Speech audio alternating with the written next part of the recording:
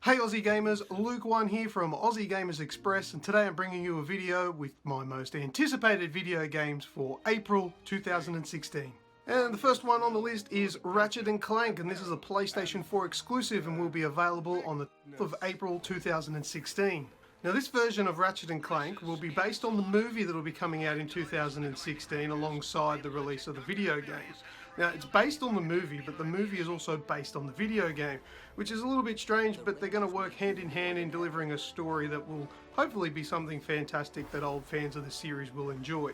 It's kind of like taking a leaf out of the book of, the Traveller's Tales Lego games, how they integrate with their movies and the game, etc.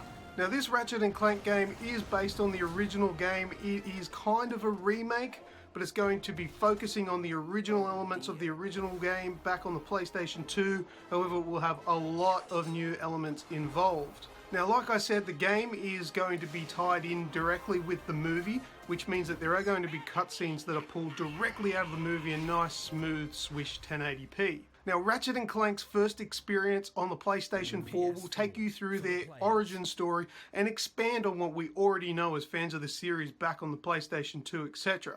Now, we're going to experience all new gameplay that we haven't seen in the previous game, such as challenging new boss fights, new flight sequences, and a reimagined hoverboard race. We're also going to get brand new weapons such as the Pixelizer.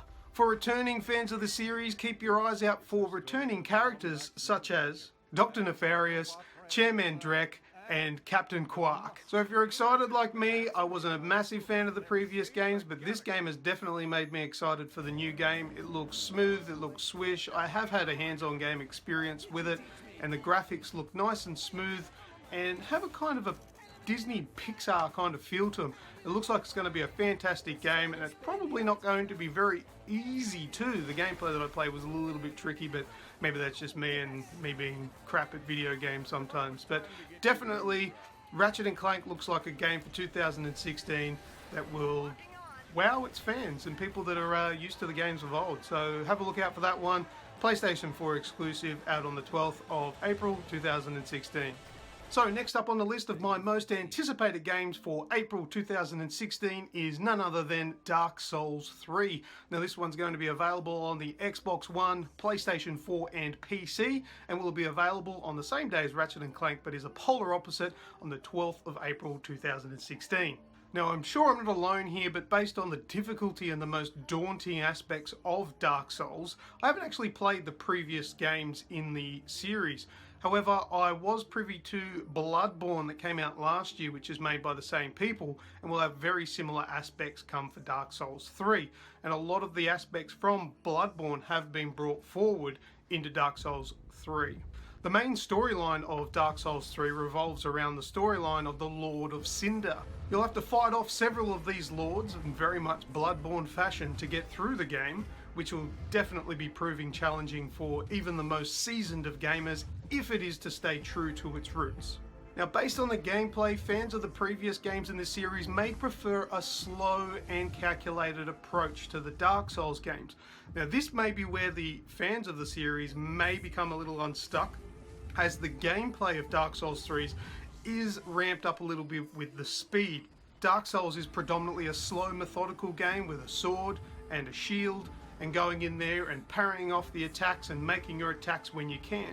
Now, Dark Souls 3 is taking a bit more of a faster approach to the gameplay, mimicking a little bit more of that Bloodborne gameplay. So that may be off-putting for Souls fans, but for me, I was a big fan of Bloodborne, so I welcome this change. The enemy AI in Dark Souls 3 has also been ramped up.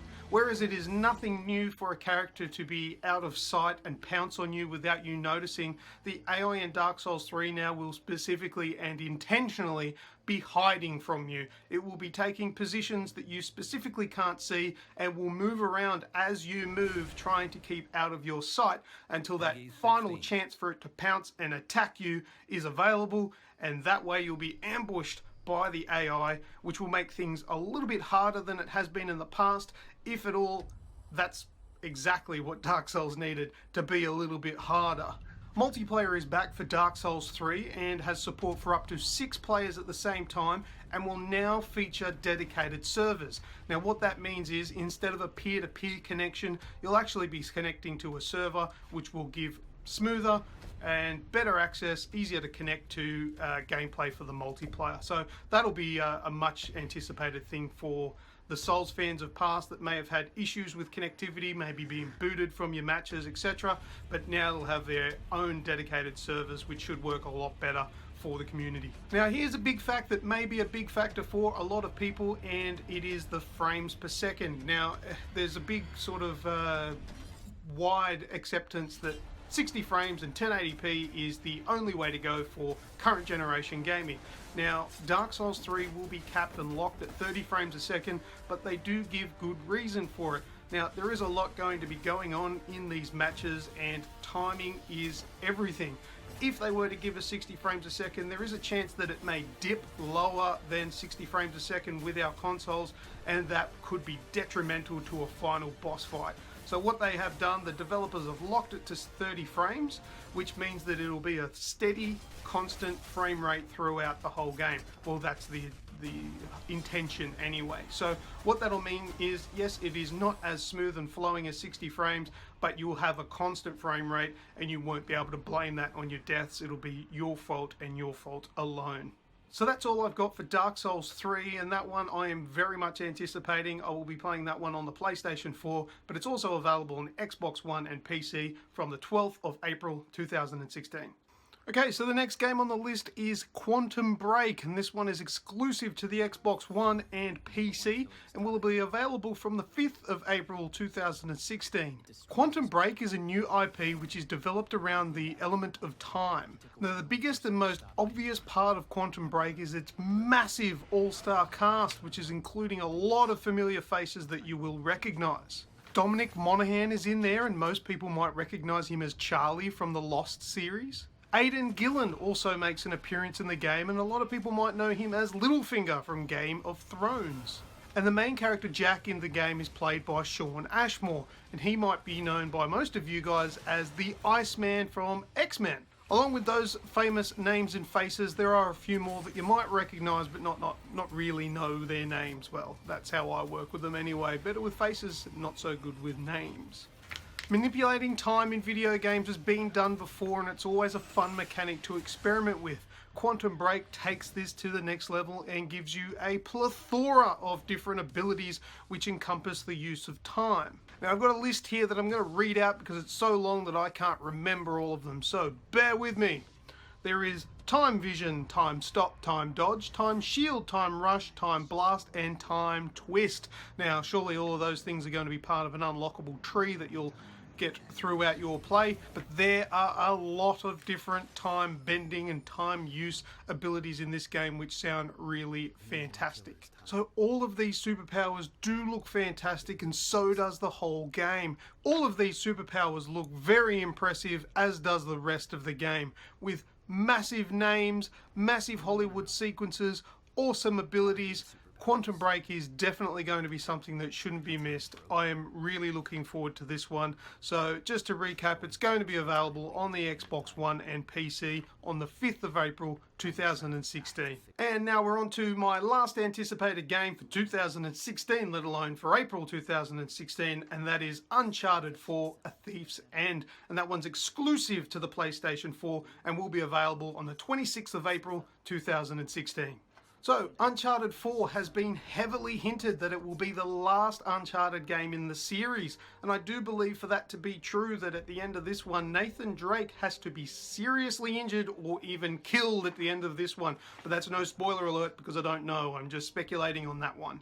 Now, Naughty Dog have been on a good run of releasing fantastic titles from the Uncharted series itself to The Last of Us, and now coming out with Uncharted 4.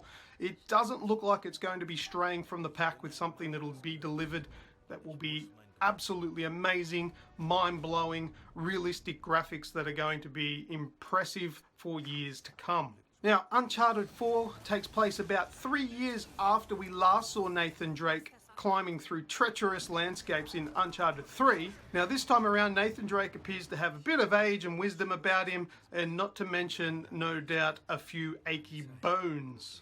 Now Nathan Drake appears to have left the world of thieving and fortune hunting, but it doesn't take long before something gives him the motivation to get right back into it when he meets his brother Sam, who offers him a deal that he just can't resist. One more time, he says.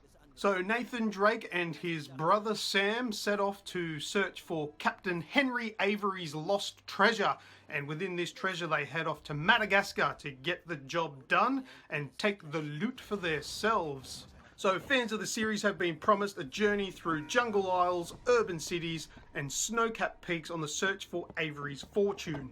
The iconic dynamic gameplay that the series has been used to over the years is definitely back and is well aided by the current generation's powerhouse, the PlayStation 4. So the graphics and the ever-changing level environments and all of those things combined are all going to be super fantastic and look to deliver something that fans will be gasping for many, many moments after the game completes. The environments that I've seen in the Uncharted 4 trailers that are available have been open, vast, lush and beautifully looking, and with the addition of fully drivable cars throughout their semi-open worlds, looks like it will deliver a fantastic experience for individuals where people may go different directions, experience different cutscenes, etc, etc. There are also optional dialogue things that will not necessarily change the story, but give you something to come back for and try something different. So that's nice and impressive there. The Uncharted 4 multiplayer is back and it definitely looks like something worth playing alongside with your mates. I had the opportunity to give the beta a try when it was available last year and I was very impressed, and looks like something that we can go back to after we finish the main campaign. And there you have it, that is Uncharted 4, which is available exclusively for the PlayStation 4 from the 26th of April 2016, and that is definitely my most anticipated game for April and also all of 2016. So get amongst it, have a go and enjoy. Well, thank you very much everybody for watching this video, my most anticipated video game releases for April 2016. I'll be making these videos for the rest of the year as well, for every month, so feel free to subscribe and like to the Aussie Gamers Express YouTube channel. And check them out every month. There's also plenty of other videos on the channel that go up day to day, week to week. And we also have a weekly podcast which you can grab on iTunes, Stitcher or TuneIn Radio. And feel free to check us out on our Facebook page. Go across to there and search for Aussie Gamers Express. Or if you're just feeling like you want to find something new that you may not have found of ours, just go across to Google and type in Aussie Gamers Express and you'll be flooded with all of our work. So thank you very much for supporting us. Thanks for watching this video and we'll catch you next month in May.